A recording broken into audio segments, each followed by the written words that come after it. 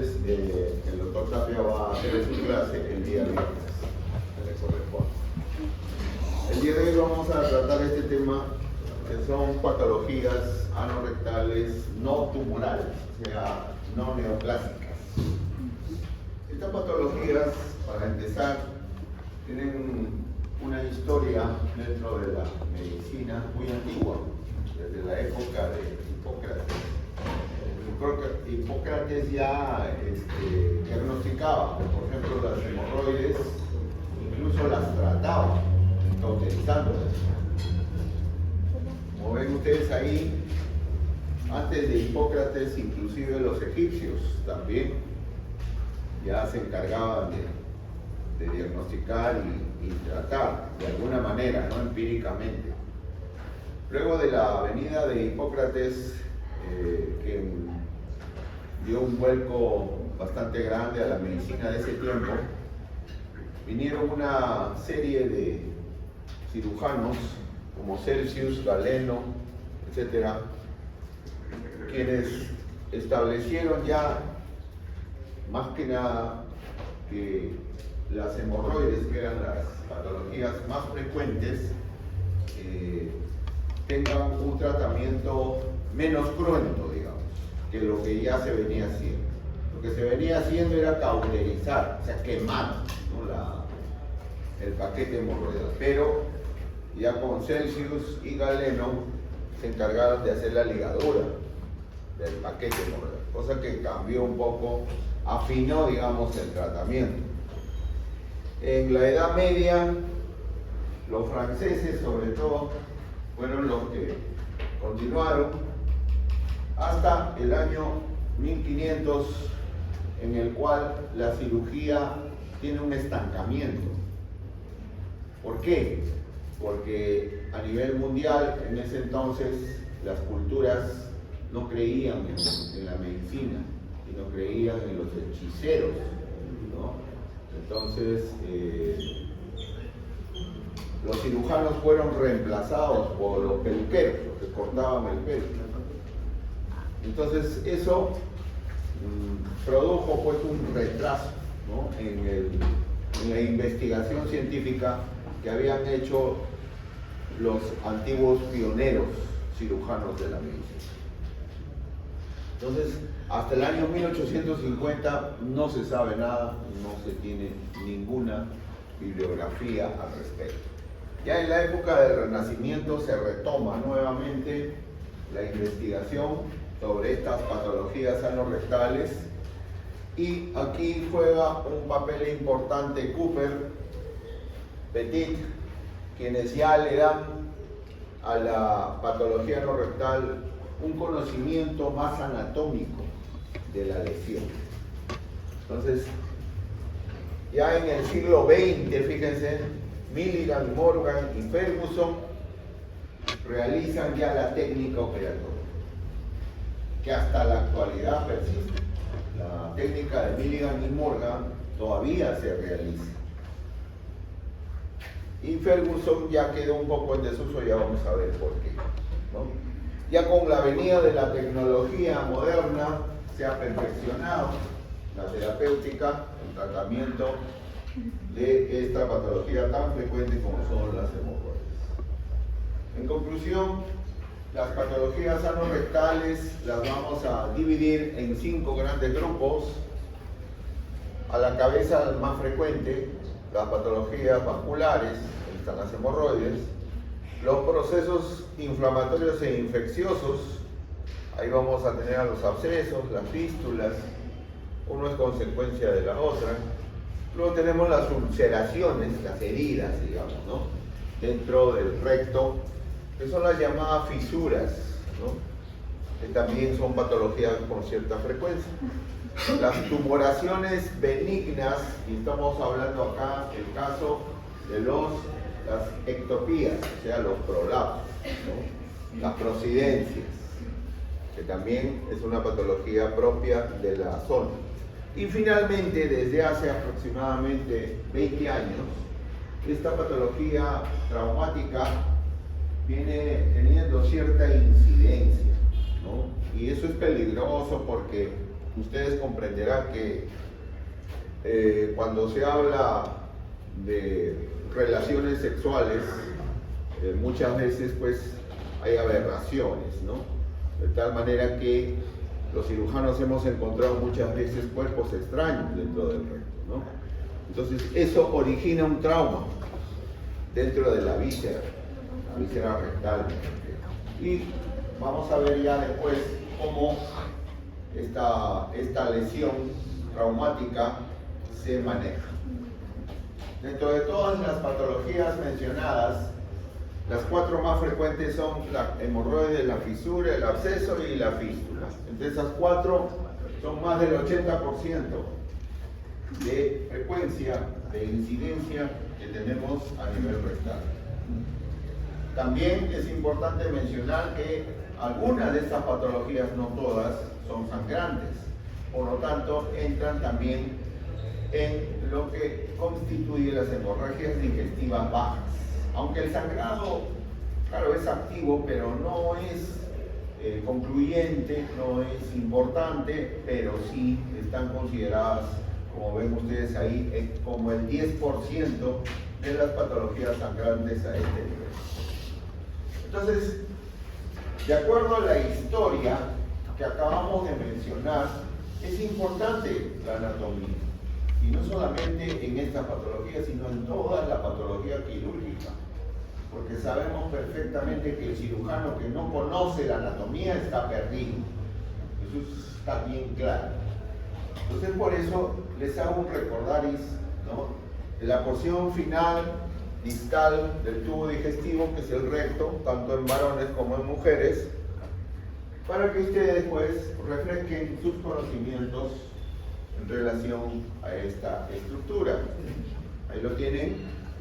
El recto se denomina desde el ángulo donde termina el sigmoides, ángulo recto sigmoideo, que está a nivel de la tercera vértebra sacra, y termina en el margen del ano. En todo este recorrido, el recto tiene aproximadamente 15 a 18 centímetros. Entonces, en estos 15 a 18 centímetros, ustedes ven la luz del recto que tiene repliegues. Esos repliegues forman parte del sistema valvular de la víscera rectal y se le denomina válvulas de Houston o válvulas rectales. Hay 3, una superior, una media y una inferior. Pero lo más importante de esta víscera no está ahí. Lo más importante anatómicamente hablando está en los 5 últimos centímetros del recto, ya cerca del margen del ano. ¿Y por qué? Porque a este nivel, esta estructura, adelante, se denomina ya no recto, se denomina canal anal. Este es el canal anal o canal rectal. En este canal anal hay varias características y detalles importantes, como por ejemplo, tiene doble revestimiento el canal anal. La mucosa que le venía desde el colon sigmoides todavía se repliega a este nivel, y la piel que ingresa de la región glútea. Entonces hay un revestimiento cutáneo y hay un revestimiento mucoso. Eso hace posible estos repliegues que ustedes ven ahí, que se denominan columnas de Morgani. Y entre columna y columna hay estos espacios, las llamadas criptas de Morgani. ¿Y por qué menciono esto? Porque justo ahí es donde se inicia una de las patologías anorrectales que acabamos de mencionar, que son los abscesos anorrectales y las fístulas, o sea, el grupo de patologías inflamatorias, digamos. Entonces ahí tienen una característica del canal anal. Es importante también recordarles que el límite entre la piel, o sea, la porción cutánea, y la porción mucosa es una línea, que es la línea pectínea, para que lo recuerden, ¿no? Además de eso, este canal anal presenta plexos venosos, abundantes plexos venosos, 2 plexos venosos. El plexo venoso hemorroidal superior y el plexo venoso hemorroidal inferior. Justo también estos plexos son asiento de grandes dilataciones, procesos inflamatorios que finalmente se van a protruir a través del ano, se van a salir a través del ano. Esos son precisamente los sacos hemorroidales. ¿Okay? Segunda característica. Tercera característica, el canal anal tiene un revestimiento muscular muy importante. Como ven ustedes en la imagen, a este nivel, el revestimiento que viene desde el colon sigmoides como músculo liso constituyen fibras circulares internas y longitudinales externas y llega hasta acá, hasta cerca del margen del ano. Ese músculo, esa fibra muscular que llega hasta el canal anal, constituye el esfínter anal interno, llamado también esfínter involuntario, el esfínter involuntario. Pero sin embargo, tenemos otra capa muscular por fuera, otro revestimiento importante, que viene del gran músculo llamado diafragma pélvico o elevador del ano. Esas fibras musculares ya no son lisas, esas fibras musculares son estriadas y como ven se proyecta también hasta el margen del ano, constituyendo de esta manera el esfínter anal voluntario o externo.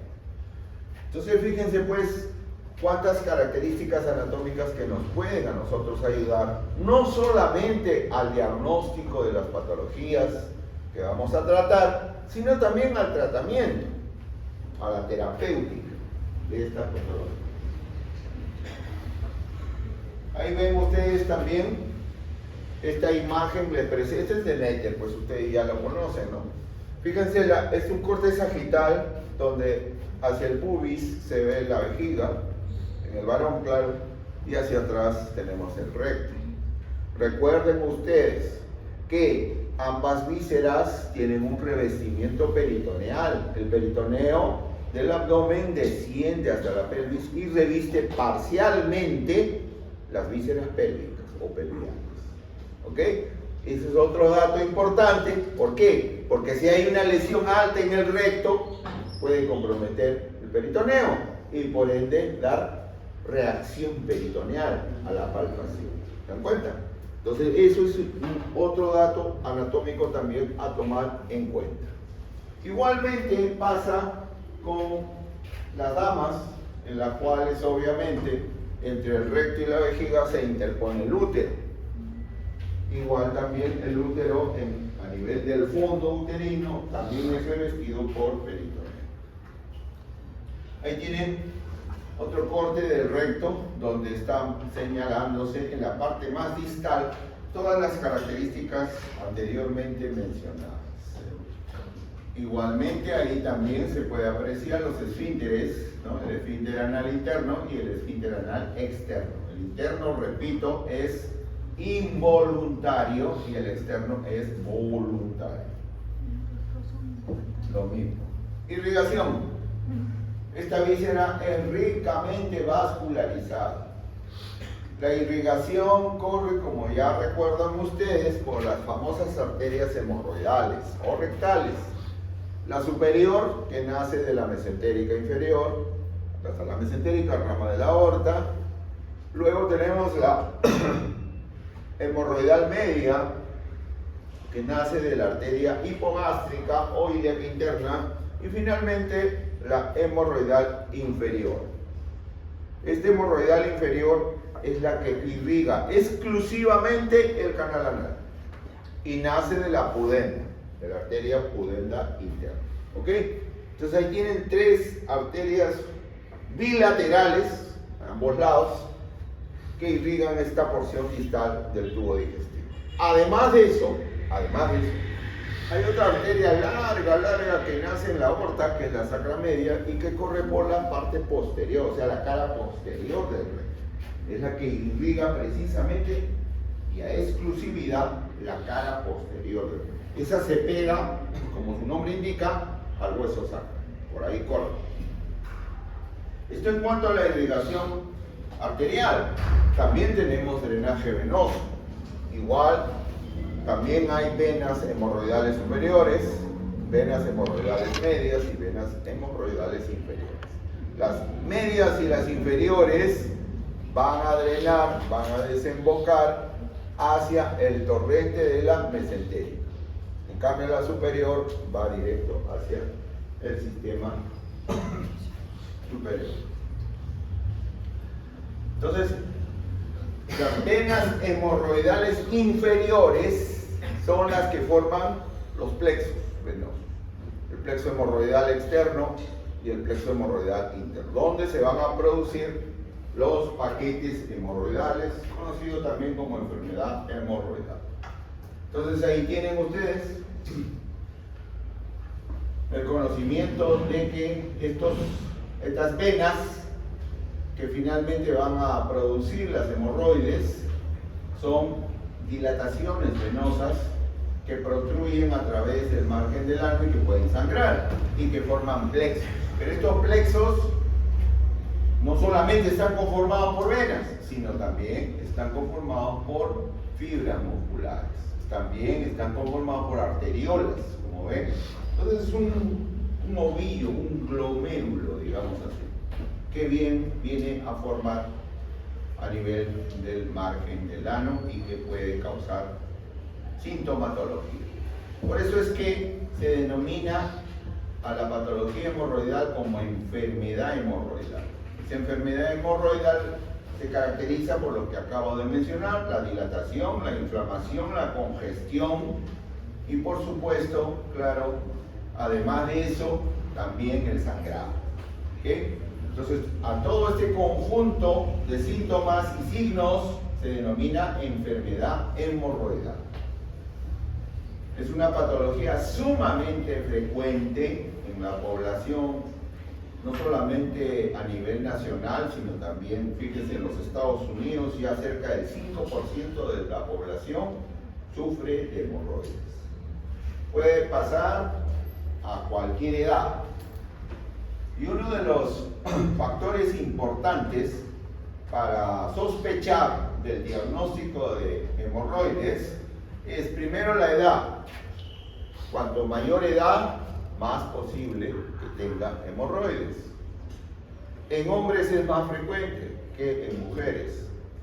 Y un factor importante que no está acá a tener en cuenta es el estreñimiento. El estreñimiento crónico juega un papel importante para la presencia de paquetes hemorroidales. Ahí lo tienen, como factor predisponente, el estreñimiento a la cabeza. Hay factores hereditarios, familias enteras que sufren de hemorroides.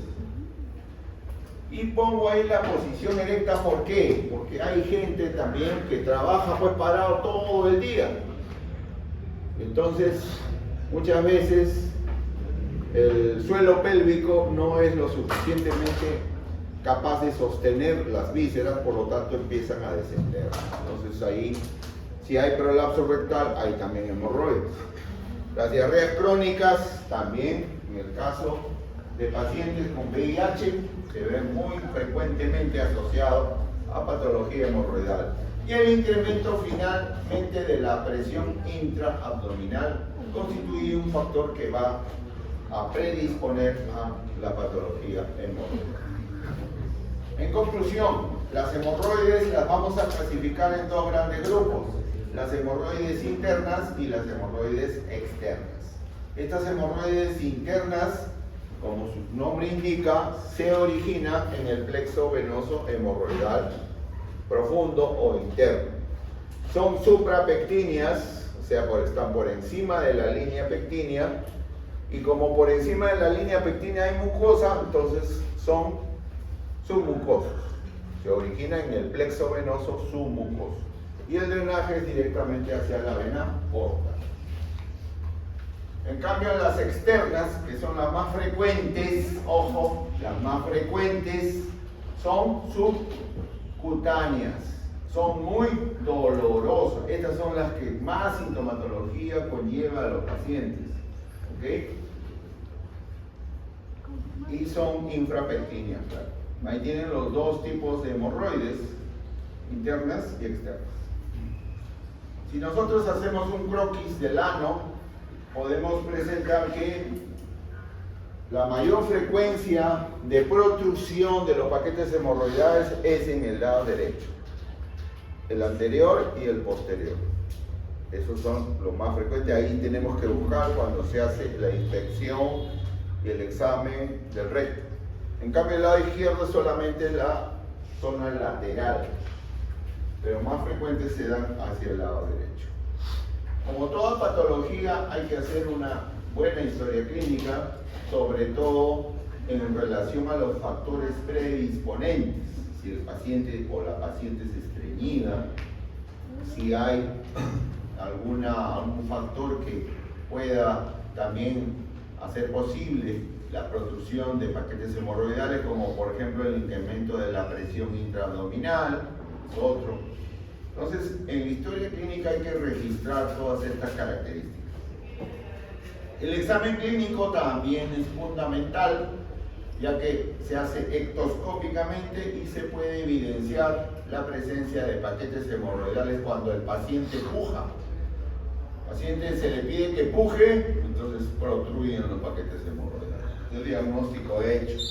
Cuando no sucede esto y hay siempre la sospecha de un diagnóstico, entonces proceden los exámenes de radiodiagnóstico. Ahí tienen, en esta imagen se puede apreciar la ectoscopía, ¿no?, de la región anal, donde además se pueden evidenciar también otro tipo de lesiones, no solamente las hemorroides, también se puede evidenciar las fístulas y las fisuras, ¿no? Este es un procedimiento que ayuda mucho para el diagnóstico simple, que es el tacto rectal. Desgraciadamente no lo vienen realizando los internos, la última generación de internos no lo hace. Y debería hacerlo y consignarlo en la historia clínica, porque puede ayudar al diagnóstico, ¿no? Entonces sospechan nada más, y muchas veces por sospecha entran a la sala de operaciones a operar una hemorroides, ¿no? Entonces hay que ver eso. En cuanto a la clínica, la sintomatología es importante y tiene cierta diferencia hablando de hemorroides internas y hemorroides externas. Las internas son más sangrantes, las externas son más dolorosas, ¿ok? El dolor es mucho mayor en las externas. ¿Por qué? ¿Cuál es la razón de eso? La razón es simple, la inervación. Y las patologías de las hemorroides externas son subcutáneas, la piel a ese nivel recibe inervación somática por parte de las raíces del nervio pudendo, por lo tanto, mucho dolor a ese nivel. En cambio, las más profundas, las internas, las suprapectíneas, son más sangrantes, por la rica vascularización de esa zona. Y en ambas hay un común denominador, hay tumefacción, o sea, proceso inflamatorio de toda la región perianal. También puede haber sangrado. En cuanto a la clasificación de las hemorroides en general, podemos mencionar 4 grados. El primer grado, como ven, es el más leve. Hay paquetes hemorroidales que protruyen del canal anal, no se prolapsan totalmente, pero sí se evidencian y producen sangrado. Es un grado mínimo, digamos así. El grado 2 igual, hay sangrado también. En este caso sí hay protrusión cuando evacúa el paciente, pero acá está la característica, esas hemorroides que protruyen espontáneamente ingresan, o sea, se reducen espontáneamente. En el grado 3 ya no, la reducción ya se hace manual por parte del mismo paciente. El paciente siente que sale una masa por el ano y entonces se toca y trata de introducirlo y lo introduce, se reduce muchas veces. En el grado 3, aparte del sangrado que viene presentando. Y en el grado 4, que es el grado más severo, ahí sí los paquetes hemorroidales son irreductibles y dolorosos, con mucho sangrado. Es precisamente este grado el que más se complica. ¿Y cuál es la complicación más frecuente de la hemorroides? Es la trombosis hemorroidal. Acá tienen un paralelo entre el prolapso de los paquetes hemorroidales y la sintomatología. Fíjense que desde el grado 1 hay sangrado, grado 2 sangrado, grado 3 sangrado, grado 4 con mayor razón sangrado. ¿Okay? El prolapso ya empieza a partir del segundo grado, adelante. Y el grado 4, como ya les he mencionado, es el que generalmente produce la complicación. ¿Por qué trombosis? Porque el coágulo que está dentro del paquete hemorroidal se solidifica y no pasa. Y eso produce una distensión de la fibra nerviosa que da la inervación. Por eso duele. Entonces una trombosis hemorroidal constituye un cuadro de emergencia. El paciente viene con mucho dolor. Seguimos.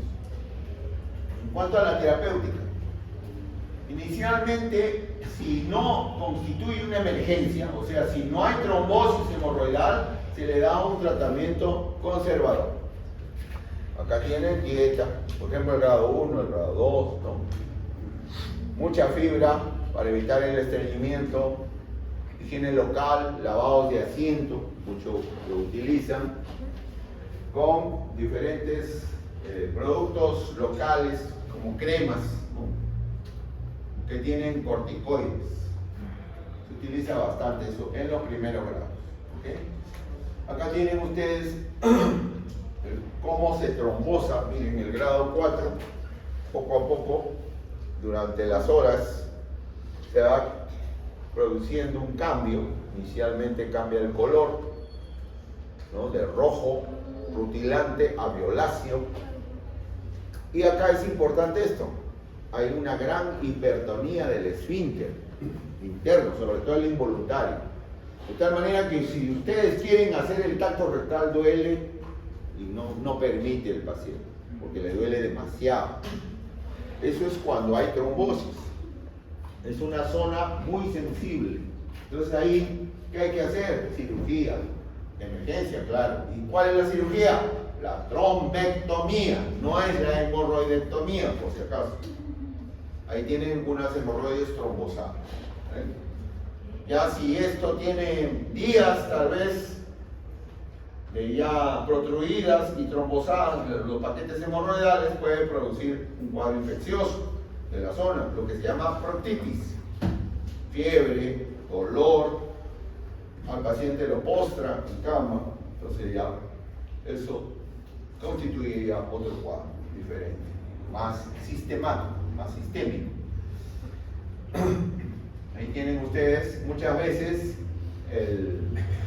el paciente tiene miedo a la cirugía y no acepta. Hemos tenido varios casos. Entonces, como no acepta, afírmeme el consentimiento. Si usted no ha querido, acá está. Se va a su casa. Y en su casa, de tanto pujar para que le pase el dolor, se drena el trombo, pero se drena parcialmente. Entonces se produce el llamado saco cutáneo o tricoma. Es una hemorroides mal drenada, una trombosis hemorroidal mal drenada. Ahí tienen el tratamiento médico: reposo, calor, o sea, baños de asiento, analgésicos, ablandador de heces. Hasta incluso se puede utilizar ácido bórico en algunos casos, es un antiinflamatorio. Bien, cuando el cuadro no ha desaparecido 2 días, 7 días, entonces se procede a la cirugía. Ahí tienen 2 paquetes hemorroidales, sobre todo en el lado derecho, como hemos dicho, anterior y posterior. Ahí dilatando el recto, el ano, ¿no? Para que poder visualizar los paquetes hemorroidales. Y ese es el glicoma Miren, así se ve un plicoma. En la flecha está señalando. ¿Qué cosa es el plicoma? Es una trombosis hemorroidal mal drenada o drenada parcial. No tiene nada que ver con una enfermedad venérea, por si acaso. Se puede confundir. Bien, para cada uno de los grados se sugiere, no se indica. Eso ya depende del cirujano. Fíjense, para el grado 1, como hemos dicho, un tratamiento conservador, dieta, rica en fibra. Y este procedimiento que está dando muy buenos resultados, que es la ligadura con banda elástica. Muy excelente. Esto lo hacen los gastroenterólogos, los endoscopistas, porque tienen el instrumento adecuado, ¿no? La fotocoagulación, la esclerosis, desgraciadamente tiene un alto porcentaje de recidivas, no se está utilizando mucho. Para el grado 2 igual, ligadura con banda elástica, todavía no aparece la cirugía. A partir del grado 3 recién hemorroidectomía. Y por supuesto, en los grados más avanzados, la cirugía se impone. Ahí tienen el manejo endoscópico para los primeros grados, ¿no? La ligadura con banda elástica a la cabeza. También hay quienes introducen sustancias esclerosantes, pero desgraciadamente solamente quema el paquete hemorroidal, pero sin embargo lo hace sangrar más. Igual la fotocoagulación.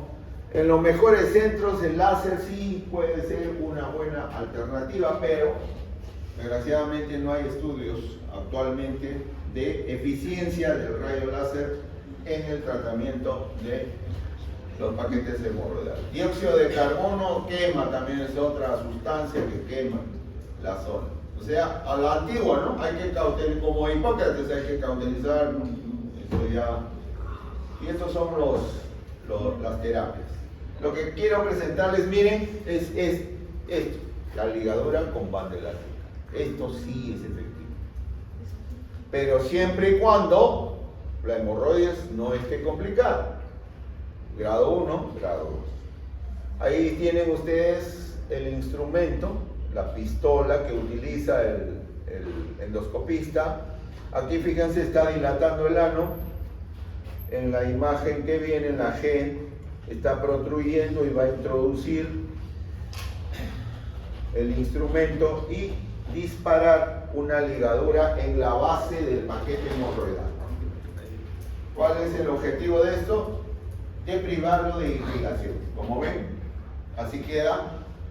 Y si no recibe irrigación, el tejido se necrosa y se cae con la evacuación. Punto. En cuanto a la hemorroidectomía, esta está indicada cuando el tratamiento conservador no ha dado buenos resultados. Se espera, como ya hemos mencionado, hasta una semana con tratamiento conservador, y si no hay buenos resultados, entonces se programa para una hemorroidectomía. ¿Entienden? Más paquetes hemorroidales. En cuanto a la hemorroidectomía, hay dos técnicas. La técnica de Ferguson, que es la técnica cerrada, esa que ven ustedes en pantalla, y la técnica de Milligan y Morgan. Las dos son igualitas, con una diferencia. Vamos a describir. Miren, Ferguson es en realidad el verdadero ideador, el pensador de esta técnica. Es Ferguson. Pero Milligan y Morgan le añadió algo que ustedes van a ver y que evita complicaciones. Entonces, en la imagen A se infiltra con silocaína, anestésico local, la zona donde se va a trabajar. En la imagen B se procede a traccionar el paquete hemorroidal y disecarlo de la mucosa. Ahí la han disecado de la mucosa hasta su base. Luego de haber disecado hasta la mucosa, hasta la base, se procede a la ligadura. Ya ligan acá, ponen una pinza por encima del nudo y cortan. ¿Cuál es la gran falla de Ferguson? La gran falla de Ferguson es, como son 3 paquetes hemorroidales, Hay 3 ligaduras y ha procedido a cerrar la herida. Por eso se llama técnica cerrada. De tal manera que el paciente termina así con sus suturas en la región glútea. ¿Pero qué pasó? En los siguientes días del postoperatorio, como es una zona contaminada, toda la región perianal se infectaba. Hacían infecciones del sitio operatorio. Entonces, ¿qué había que hacer? Abrir otra vez, sacar los puntos y dejarlo así. Es decir, fue la gran falla. Entonces Milligan y Morgan, más vivo, dijo, no, acá no hay que cerrarla, hay que dejarla abierta. Igualito que Ferguson, pero dejarla abierta. Y Milligan y Morgan se lleva los laureles de todos los cirujanos a nivel mundial. Muy bien, excelente. Los pacientes van muy bien con heridas abiertas. Ahí está. Entonces Milligan y Morgan las deja así. Y estas heridas cierran por segunda intención. Se deja que granule. Claro, demora 14 días, más o menos, en promedio, pero el paciente no se infecta. Ahí tienen otra imagen y ahí tienen un paciente, ¿no? Con sus 3 heridas en raqueta. Entonces, esa técnica de Milligan y Morgan hasta la actualidad se realiza. Todavía se practica bien Milligan, porque es efectiva. Pero viene la tecnología, viene la laparoscopía, viene toda la tecnología moderna y aparece otro cirujano que maneja sus instrumentos, que es Longo. Entonces, Longo agarra un instrumento que se llama grapadora lineal y lo mete dentro del recto y tan solo con apretar el gatillo inmediatamente reseca los paquetes hemorroidales y los sutura por dentro, todo en la luz del canal anal. ¿Y cuál es la ventaja para los pacientes de la técnica del Longo? Que el paciente no tiene dolor. Claro, obviamente, una intervención quirúrgica de este tipo cuesta, pues, ¿no? Cuesta. Por ejemplo, en MINSA no tenemos grabadora lineal para esto. No sé si en salud, porque están votando por los hospitales de Cerralear y La Menara, no sé, desconozco, pero lo que sí sé es que en las clínicas, pues en las clínicas se haga. Pero al paciente, pues, el bolsillo paga. Y esta es la técnica del Longo. Miren, ese es el instrumento que se introduce, es la grapadora. La grapadora. Entonces, con ese instrumento ingresan dentro de la luz del ano, ahí tienen, y procede a resecar y a extraer, hacer la exéresis. Y termina de esa manera. Bien suturadito todo a nivel de la luz del canal. Y el aparato sale y se extrae y ahí están los 3 paquetes hemorroidales. Entonces el paciente se beneficia, sobre todo en el postoperatorio, porque no tiene mayor dolor. Trombosis, cuando hay complicación. Si viene un paciente de grado 4 y está trombosado, ya hemos dicho, es una emergencia, hay que atenderlo. Y si hay que atenderlo, hay que hacer lo que se llama la trombectomía. Paso 1, infiltrar, igualito que para la hemorroidectomía. Se infiltra la zona donde está el paquete trombosado, se procede a disecar la piel, ¿cierto? Y luego de expuesto el paquete hemorroidal, se abre. Se hace una incisión en el paquete hemorroidal y se presiona, drenando el trombo, o sea, la sangre totalmente coagulada y solidificada. Sobre esto, después de haber drenado todo el paquete, se curetea. Curetea significa raspado, un raspadito del paquete hemorroidal. y se deja abierto. Siguiendo a Milligan y Morgan, estas heridas no deben cerrarse. Se deja abierto. ¿Ok? El paciente les va a agradecer toda su vida, porque el dolor que le pasa, con que ha venido, es instantáneo. Apenas aperturan y drenan el trombo, mucha que es excelente tratamiento la trombectomía. Ahora, por supuesto, este es un tratamiento inicial. Eso no quiere decir que el paciente se va a quedar así. Después se programa para una hemorroidectomía, porque el paquete está ahí, solamente que se ha abierto y se ha drenado. Que quede bien claro eso. Muy bien. Y este es el plicoma, que es una trombosis hemorroidal drenada parcialmente o mal drenada. Complicaciones. Hay dos tipos de complicaciones: las complicaciones tardías y las complicaciones tempranas, ¿no? Acá a la cabeza tenemos, como ven, retención urinaria en la hemorroidectomía. ¿Por qué? Porque el procedimiento que se ha realizado de corte, resección, sutura, etcétera, etcétera, origina edema, ¿no? Y el edema se da a nivel del plexo hipogástrico. Y eso puede originar una retención urinaria, ya que la vejiga recibe inervación neurovegetativa por parte del plexo. Pero es temporal. No puedo orinar, doctor, temporalmente, nada más. Pasa unas horas, ¿no? Y el paciente se le estimula y va al baño tranquilamente. ¿Ok? Luego está la hemorragia, que no es tan frecuente, y otras complicaciones tempranas. Dentro de las tardías, ahí está el plicoma a la cabeza, la fisura, cuando se abre la herida y se deja pues ahí una úlcera, eso puede originar pues, muchas veces una fisura anal, que es poco frecuente, ¿no? Muy bien, hasta aquí la primera patología vascular. Ahora vamos a tocar el segundo grupo de patologías anorrectales, que son los procesos inflamatorios e infecciosos. Ahí están los abscesos. Entonces, estos abscesos se van a clasificar en dos grandes grupos: el grupo específico y el inespecífico.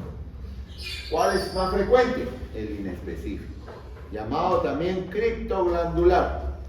¿Y por qué el inespecífico es más frecuente?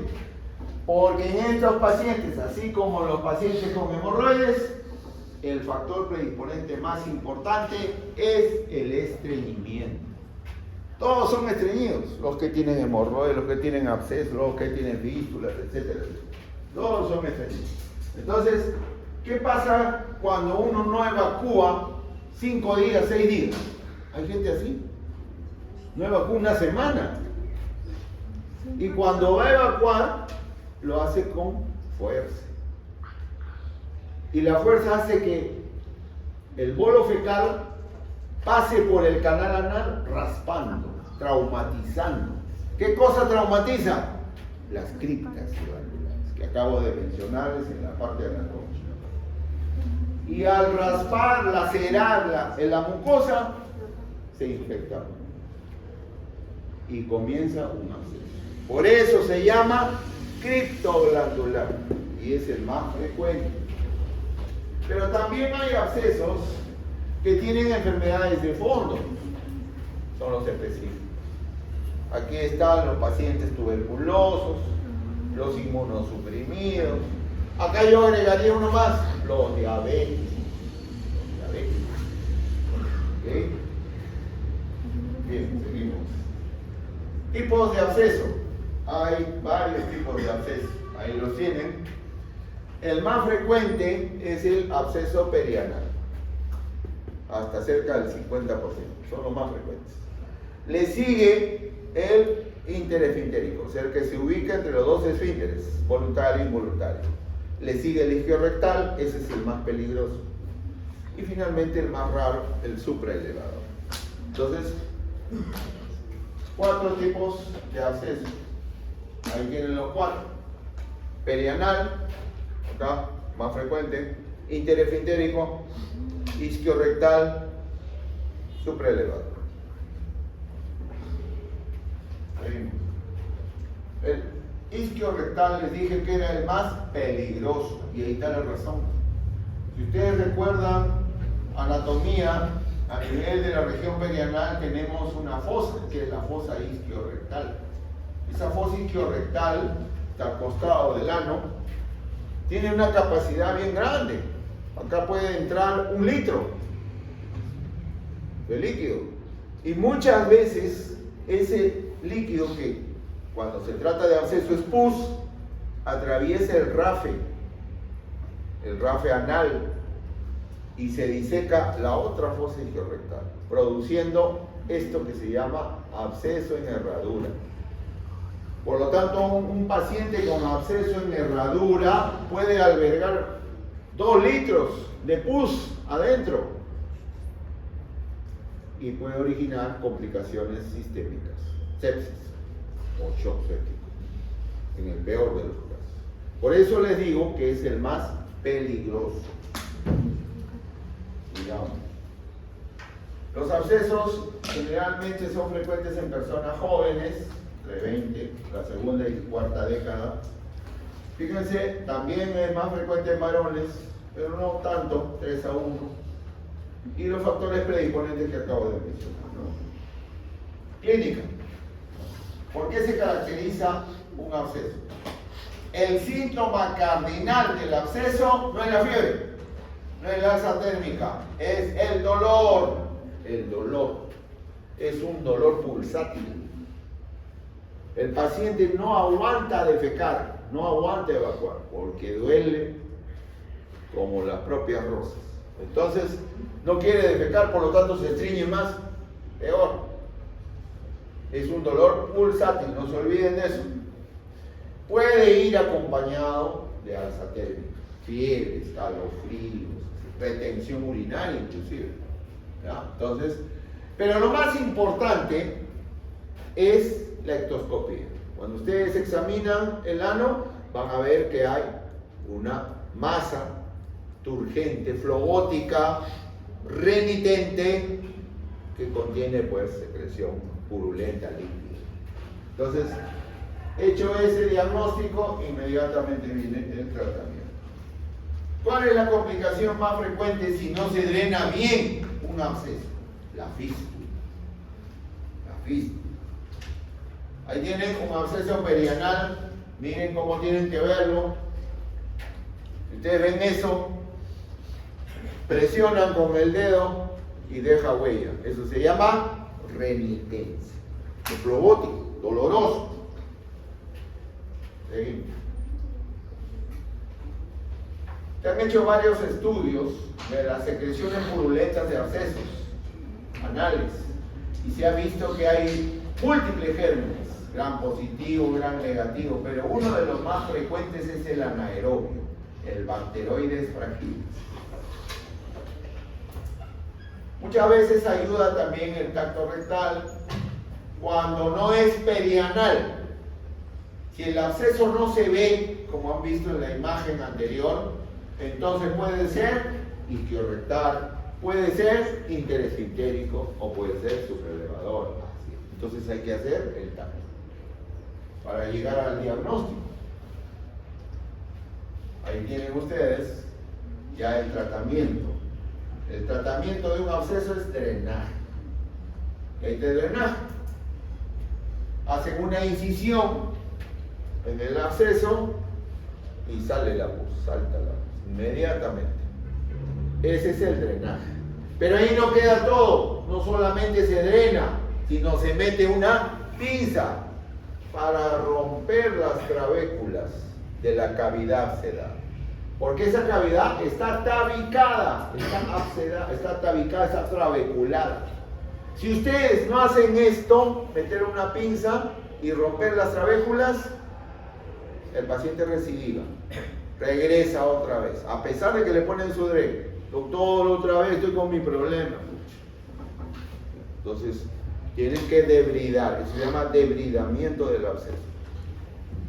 Aparte de eso, también, dependiendo de la cantidad de pus, se puede realizar una irrigación con solución salina. Se ingresa con una jeringa y lava, ¿no? hacen un pequeño lavadito y finalmente drena. Se drena el absceso. Como ustedes ven ahí, hay un drenaje. Generalmente el dren que se utiliza es un dren laminar. Muy bien. Sigamos con los procesos inflamatorios. Ahora vienen las fístulas. ¿Qué cosa es una fístula? Es un trayecto anómalo que comunica el canal anal con el exterior. Entonces hay dos orificios, el orificio interno y el orificio externo. ¿Qué cosa vemos ectoscópicamente? El orificio externo. No se puede ver el orificio interno, pero sí hay maneras y métodos de poder verlo. ¿Y por qué es importante poder visualizar y ubicar el orificio interno de una fístula? Para el tratamiento. Para el tratamiento. ¿Cuántos tipos de fístulas hay? Hay 4. El más frecuente, o la más frecuente, es la interesfintérica, que está entre los dos esfínteres. Luego sigue la transesfinteriana. Luego sigue la supraesfintérica y la extraesfintérica. Cuando se comprometen los esfínteres, generalmente esta patología va con incontinencia fecal. Ahí tienen una imagen, ven ustedes el ano, acá, y ven acá otro orificio. Ese es el orificio externo de la fístula. Ahí tienen una fístula interesfintérica que está entre los dos esfínteres, acá. La transesfinteriana que atraviesa ambos esfínteres. Luego tenemos la supraesfinteriana y la extraesfinteriana, que no toca los esfínteres. Para el diagnóstico de esta patología, primero hay que ver dónde está el orificio interno. O sea, se hace una anoscopía. Se dilata el ano con el espéculo y se visualiza. Si se ve cerca, bien. Si no, entonces hay que utilizar otros métodos. Un método que ayuda mucho a la visualización del orificio interno es la ecografía endorrectal o endoanal. Los otros son procedimientos endoscópicos que no ayudan mucho, salvo que la fístula esté muy alta, ya cerca del ángulo recto sigmoideo. Criollanamente, ¿no? Nosotros tenemos un método que da buenos resultados. Por el orificio externo, con una jeringa se le inyecta azul de metileno. Se dilata el ano y se observa el orificio interno. Entonces se puede ver de esta manera. Pero ¿qué pasa cuando el paciente es portador de más fístulas? Porque sí hay. Entonces ahí sí, desgraciadamente, hay que buscar una patología de fondo. Por lo general, el paciente portador de una sola fístula es un paciente que lo catalogamos como paciente inespecífico, o sea, exclusivamente por el cuadro abscedado que ha tenido, se ha producido la fístula. Pero en estos casos, cuando hay ya múltiples fístulas, entonces hay que buscar patologías de fondo como las que ya hemos mencionado: tuberculosis, actinomicosis, patologías que causan inmunosupresión, Crohn, enfermedad de Crohn. Ahí tienen, miren, varias fístulas. ¿Ven? Ahí está la relación de enfermedades que pueden originar múltiples fístulas. En cuanto a la clínica, podemos mencionar una fístula que hay una secreción que cuando se presiona por el orificio externo sale pus, fétido, es una secreción maloliente, es un ano tumefacto. húmedo. Y hay dolor en algunos casos, ¿no? El tacto rectal ayuda también en estos casos, sobre todo a palpar un trayecto fibroso, que es la fístula, ¿no? Y que cuando se presiona por el orificio externo, protruye, sale secreción purulenta. Este es el círculo de la patología fistulosa que hay que romper. Y la ecografía endonal o endorrectal. Esa es una imagen de una ecografía endorrectal normal, donde se puede apreciar en el número 4 la luz del canal anal y los diferentes revestimientos, mucosa, submucosa, capa muscular, la primera, el esfínter anal interno y el esfínter anal externo y la adventicia, ¿no? Pero fíjense, en un paciente con fístula, miren, ahí está, cómo los estratos que revisten el canal anal están totalmente distorsionados. Entonces, estamos hablando ya de una patología fistulosa. Más el antecedente que ha tenido el paciente de haber drenado un absceso, ni hablar. Siempre hay que buscar la presencia de un absceso para diagnosticar una fístula. Esta regla, que ustedes ven que la regla de Gotzal, permite también ubicar el orificio interno fistuloso. ¿Qué dice Gotzal? Acá hay un diagrama de la región perineal, están los glúteos adelante, en la parte superior, en la parte inferior los genitales. Se traza una línea imaginaria transperineal o transrectal. Cuando el orificio externo está por detrás de la línea transperineal, como en este caso, se asume que el orificio interno lo debemos buscar en la línea media del canal. 1. 2. Cuando el orificio externo está por delante de la línea transperineal o transversal, se traza un radio hacia el ano y ahí debemos encontrar el orificio interno. Gotzal, escuchen bien, solamente sirve cuando el orificio externo está a 3 centímetros del ano. Si está a 4, si está a 5, para nada sirve. ¿Ok? Bien claro. Ahí tenemos más Gotzal. Y acá en este caso, como ven, hay múltiples fístulas que se detectan con el azul de metileno. Muy bien. Hay que evitar llegar a este extremo, ¿no? Fíjense qué horrible, ¿no? Una paciente mujer que nunca se trató el trayecto fistuloso y que desgraciadamente horadó el tejido hasta abrirse en la vulva. Se formó, por supuesto, una cloaca prácticamente de esto, ¿no? Una contaminación terrible. De esas cosas se ven, aunque parezca mentira. Y eso pues no es en un día, es forma crónica, un mes, 2 meses. Tratamiento. A la cabeza, el tratamiento, como ustedes comprenderán, si es consecuencia de un absceso, debe darse antibiótico terapia. Y si los abscesos tienen anaerobios, como el Bacteroides fragilis, hay que dar antibióticos contra anaerobios. Hay 2 antibióticos que se utilizan, el más frecuentemente utilizado es el metronidazol, a dosis plenas, pero también se puede usar la clindamicina. En otros países están usando los anticuerpos monoclonales, que todavía no hay en el mercado, en Lima.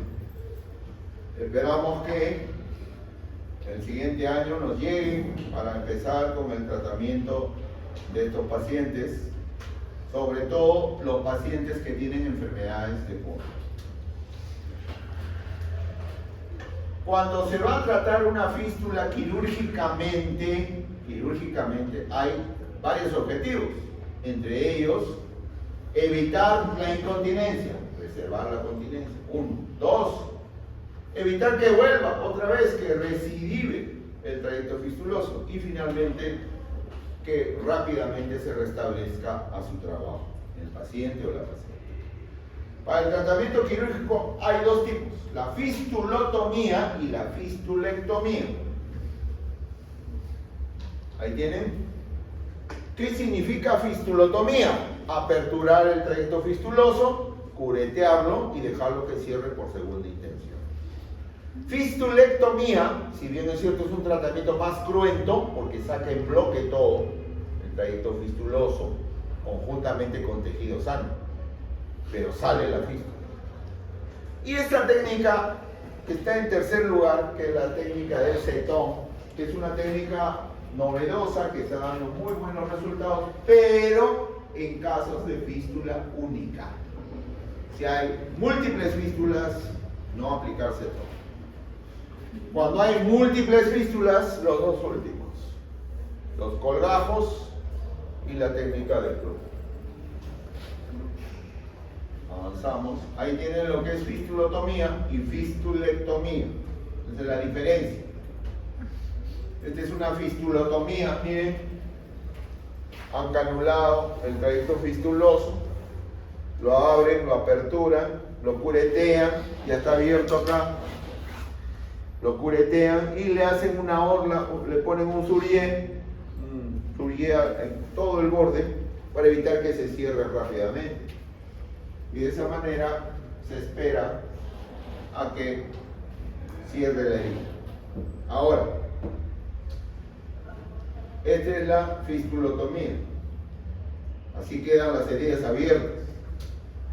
Pero sin embargo, en múltiples estudios de investigación se ha visto que la fistulotomía cursa con complicaciones de la continencia, alteraciones en la continencia. 50%, 40%, casi 40%, imagínense. Entonces, por eso no se lo está utilizando. Lo que se hace es la fistulectomía. Como les dije, este es un tratamiento más cruento. Ahí está, esa es la fistulectomía. Incide todo el trayecto fistuloso, pero también se hace la exéresis del tejido que está al costado de la fístula. Queda pues prácticamente así, una herida grande, profunda, que se cierra por planos. Se cierra por planos.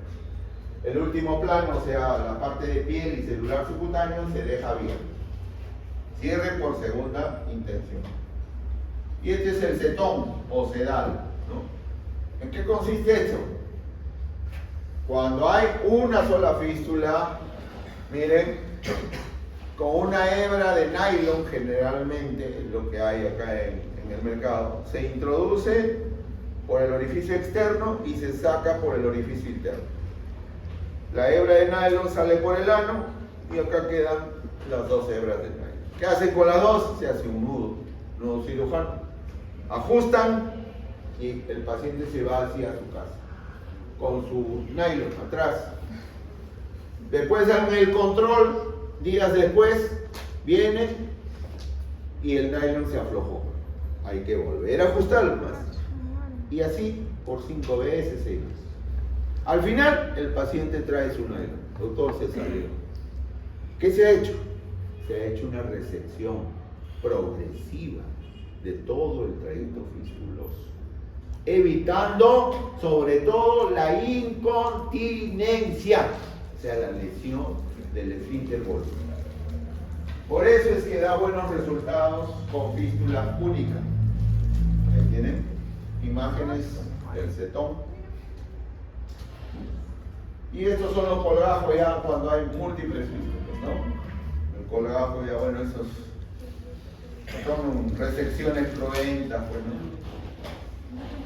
Últimamente se está practicando esta técnica, el tapón de la fístula con solución esclerosante. Es como una pasta dental que se ingresa por el orificio externo y se introduce la pasta hasta el orificio interno y externo, ¿no? Los dos.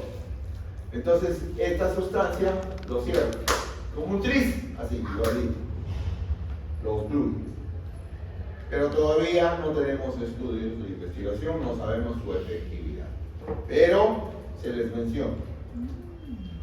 Vamos a las fisuras ahora.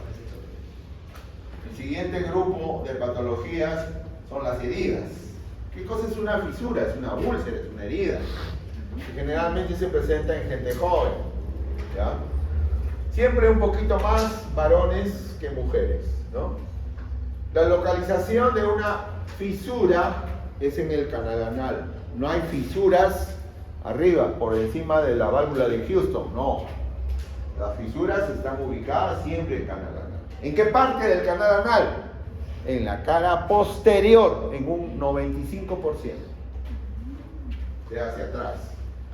Estas fisuras generalmente comprometen al esfínter involuntario.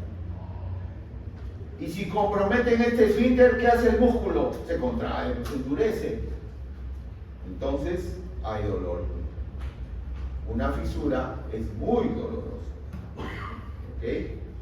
Y la vamos a clasificar, al igual que las otras patologías, en dos grandes grupos: las primarias y las secundarias. Las primarias, como ya hemos mencionado en el caso de los abscesos, se originan por eventos traumáticos, cuando el paciente es estreñido. ¿Ok? Traumático. Y las secundarias siempre con enfermedades previas, ¿cierto? De foco. Las más frecuentes son las primarias o idiopáticas. Ahí tienen una fisura que puede ser aguda, menos de 6 semanas, o puede ser crónica, más de 6 semanas. Hay gente que vive con su fisura. ¿Por qué se caracteriza la aguda? Aparte del tiempo de evolución, el dolor. La aguda duele muchísimo, la crónica duele menos. ¿Qué más? También la gran hipertonía del esfínter. Como hemos dicho, compromete el esfínter involuntario, por lo tanto, la contractura es mayor en la aguda que en la crónica.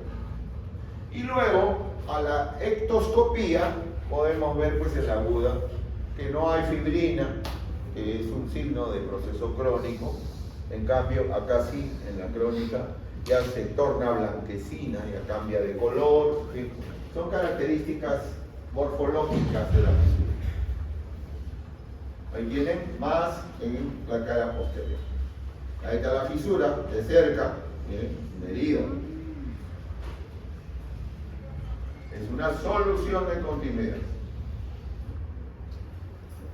Este cuadrito es importante para que entiendan. Miren, si la fisura más frecuente es la primaria, entonces cuando el paciente está estreñido, cuando las heces duras pasan por el canal, rasgan y forman una herida. Esa herida compromete el esfínter, la capa muscular interna voluntaria, el cile, circular interno, longitudinal externo. Y esta hipertonía, ojo, origina dolor, isquemiza la zona, llega menos sangre y no hay relajación para una buena evacuación. Por lo tanto, si hay isquemia de la zona, difícilmente va a cicatrizar. No cicatriza nunca. Y la defecación tampoco. O sea, el paciente se va a quedar estreñido. Hay que tratarla. Porque la consecuencia es desfavorable. Entonces, siempre el dolor es el síntoma cardinal, al igual que en el absceso, y el sangrado en algunos casos, ¿no? La ectoscopía es importante para el diagnóstico. Ahí tienen la fisura anal. Inicialmente siempre se intenta un tratamiento conservador, con lavados de asiento, dieta, todo lo que ya conocen, cremitas, pero muchas veces cuando esto no da buen resultado, procede la cirugía. ¿Y cómo se llama la cirugía? Ahí está. La cirugía se llama esfinterotomía lateral interna. Hay dos técnicas de la esfinterotomía, la técnica cerrada y la técnica abierta. La técnica cerrada es una técnica ciega. ¿Por qué? Porque no se evidencia la fisura y se trata de cortar el esfínter anal interno a través del glúteo. Ya no se utiliza. Porque puede haber una iatrogenia. Si agarras el esfínter externo, lo dejas incontinente, ya fuiste. Entonces, esto, out. Se utiliza la técnica abierta, de esfínterotomía lateral interna. Ahí tienen, esa es la técnica cerrada, que ya no se utiliza, y esta es la técnica abierta. Con el espéculo anal se dilata y se procede a la disección de la mucosa hasta llegar al esfínter anal interno y se corta. Se visualiza el esfínter, también se visualiza el externo, ese no se toca. ¿Ok? Entonces, ¿qué hacemos al seccionar el esfínter interno? Evitar la contractura, ya no se contrae. Se le cura el dolor inmediatamente. Y se procede, como ven ustedes, al cierre.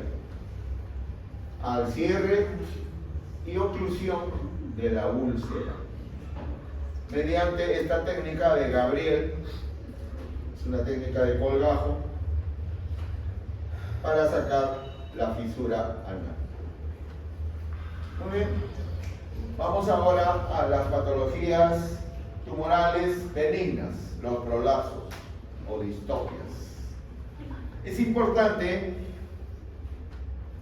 establecer lo que es prolapso y lo que es prosidencia. Son dos cosas diferentes. Prolapso, solamente una de las capas del recto está fuera. Mucosa, submucosa, capa muscular. Pero prosidencia no. Prosidencia es lo que han visto en la primera imagen. Ahí, eso es prosidencia. ¿Ok? Todo el recto ha salido afuera. Aquí sí, las mujeres nos ganan. Es más frecuente en las damas. 3 a 10 veces más. ¿Por qué? Por esas razones. Una de las razones más importantes, que es más frecuente en mujeres, como ven, el sexo femenino, es el piso pélvico débil. ¿Por qué? Por la gestación. Por la gestación. Hay mujeres que tienen 6, 7, 8 hijos. Partos cada año, paren. Y entonces ese suelo pélvico pues está debilitado. Se vence y se produce la procedencia o el prolapso. Entonces, otras etiologías, enfermedades neurológicas, obviamente. Siempre, como ven, el estreñimiento a la cabeza. Y hay una patología que quiero que tomen en cuenta, que es el recto sigmoide redundante, o sea, el megasigma. Nosotros en nuestro país tenemos una zona endémica, ¿cierto? La zona que corresponde a Huancavelic, Capuno, Madre de Dios, toda esa zona es una zona donde la gente solamente come harinas, nada más. No come fibra, verduras, fruta. Y entonces, ¿qué pasa? El colon se hiperplasia. Megasigma. Y de ahí viene que se tuerce, o sea, el volvo. Y también se puede producir el prolapso. Grados de prolapso incipiente, en el grado A. En el grado B, como ven, es un grado moderado, donde protruye mucosa, submucosa, capa muscular. ¿Ven? En cambio, en el grado C, que es el más severo, sale todo el recto prácticamente. No solamente canal anal, sino también parte del recto. Entonces, las características clínicas, no solamente la tumoración que protruye a través del margen del ano, sino también la secreción que puede haber. Hay mucha gente que vive con su prolapso y no quiere operarse. Entonces, ¿qué pasa? Empieza la complicación, pues, la proctitis, la perforación, y eso origina muchas veces sangrado. Hay un dicho que dice, y es cierto, no hay prolapso sin incontinencia. Todos los prolapsos tienen incontinencia, por si acaso. Y ahí ven un paciente con prosidencia. El cirujano muchas veces está tentado, agarra su guante y lo mete, lo reduce. Graso error. Y eso pasó una vez hace muchos años en el hospital. Vino así un paciente y de los internos, los recién lo llamaron al cirujano. Y el cirujano, no se preocupen muchachos, agarró guante, doble guante y para adentro, el paciente hizo paro. Entópico. Se asustaron, a sala, corriendo a sala. ¿Por qué? ¿Cuál es la razón? Es una víscera. Tiene inervación neurovegetativa, parasimpática, reflejo vagal. Así es, muy bien. Hace paro inmediatamente. Tengan mucho cuidado. No hagan. Muy bien, seguimos. Las complicaciones, ya hemos dicho, el prolapso es irreductible y ya no se vuelve a introducir. Ahí queda proctitis, también perforación, ruptura, prolapso. Técnicas de cirugía. Esto es quirúrgico definitivamente, ¿no? No hay tratamiento conservador que dé un buen resultado en este caso. Cirugía. Y hay dos técnicas. La técnica de Ripstein, que como ven, es una técnica que moviliza todo el recto, se abre por vía abdominal, se moviliza. Ustedes saben que el recto está adherido al sacro, ¿por quién? ¿Qué estructura anatómica fija el recto al sacro? Esa puede ser una pregunta de examen. ¿Por qué no? Ustedes ya llevaron anatomía. ¿Ya ven? ¿Ya ven? Los agarro. Ya les voy a decir, que soy buena gente. La fascia de Waldeyer. Fija al sacro el recto. Entonces, ¿qué hace el cirujano? Diseca la fascia de Waldeyer, lo suelta. Y de esas mallas que se utilizan para hernias, mallas de polipropileno, se le da la vuelta al recto como un cinturón y la malla se fija al recto, al sacro, perdón. Se le pone puntos. De tal manera que el recto queda suspendido, así como ven. Pero como es una víscera que tiene movimiento, tiene que haber movimiento peristáltico para la evacuación. Entonces muchas veces, si esto está muy ajustado, se obstruye. Y esa es la complicación que ha presentado esta técnica, dependiendo del cirujano. La complicación más frecuente es la obstrucción baja. Hay otra técnica más que también se practica, sobre todo cuando el paciente es portador de un megasigma, o sea, un sigmoide redundante, ¿no? Y un recto grandazo. Entonces, ¿qué hay que hacer? Resección. Anastomosis, TT, término terminal, y promontofijación. ¿Se acuerdan que acá hay una estructura que se llama promontorio? Entonces, en la cara posterior del recto se ponen puntos separados hacia la fascia de Waldeyer, con material no absorbible, ¿ok? Y el recto queda ahí. Es una buena técnica que está dando buenos resultados hasta la actualidad. La promontoficación o proctopexia, que se le llama. Y para terminar, tenemos la patología final, la patología traumática del recto. Ustedes comprenderán que los cuerpos extraños que se encuentran en el recto no han sido casualidad, ¿cierto? No han sido incidentales. Una vez así tuve un paciente que me vino a la emergencia: doctor, me he caído de altura y estaba trabajando y en el piso había una botella. Y justo embocó. No, pues, ¿no? Entonces, fíjense lo que dicen los pacientes, ¿no? Y tenía, pues, en realidad una botella que estaba ya rota en el recto. Cuando le sacamos la placa se evidencia. Entonces, como ven, esto no es accidental de ninguna manera, ¿no? Ahí está. la radiología ayuda bastante a la detección y diagnóstico de estos cuerpos extraños. Muchas veces, ¿por qué se ve incrementada la incidencia de esta patología? Ya conocemos todos que hay hacinamiento en los penales, gran hacinamiento. Ahorita los penales ya no caben más. Entonces, eso condiciona pues a malas costumbres. ¿Okay?